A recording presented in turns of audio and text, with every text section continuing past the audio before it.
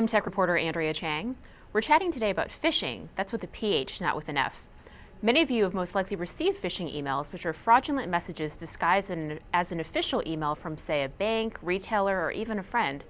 Phishing emails may contain links to websites that are infected with malware and are designed to trap unsuspecting people into giving up their passwords and other sensitive information. Here to tell us more about that is my colleague, Paresh. Paresh, thanks for joining me today. Thanks for having me.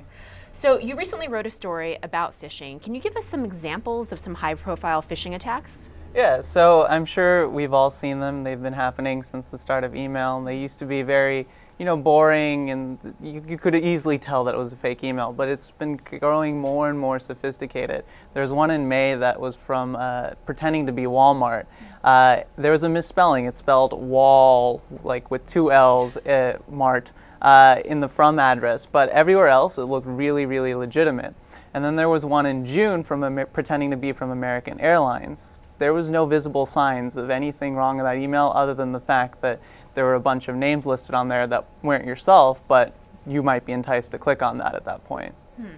So it's like you mentioned, I do feel like this has been around since the 90s probably, but lately the idea is that the hackers behind these emails are just a lot smarter. Do you think they're catching more people this way?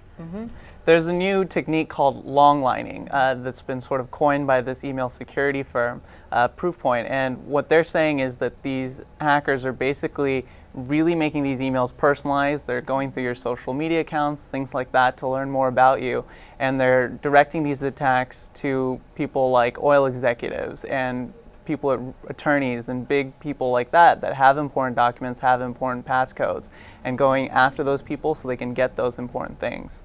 So what happens if you fall victim to one of these attacks and you give up your password? Sometimes your credit card information gets stolen? There's one hacking group, the Syrian Electronic Army, that of late has been using these sort of attacks to go after media companies, and then they're getting access to databases and to Twitter accounts and things like that. So you could have other accounts hacked because of a phishing attack.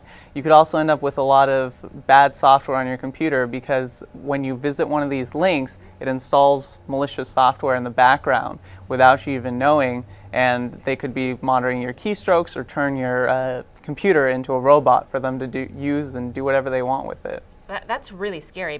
For me as an internet user, what do you suggest that I do? Should I just never click on links and emails? Well, one quick tip is to use the email app on your smartphone or mobile device, especially if you have an Apple device, although Androids are also safer because there's less vulnerabilities on mobile phones. So if you click a link and look at it on your mobile browser, you're probably better off than doing it on a PC.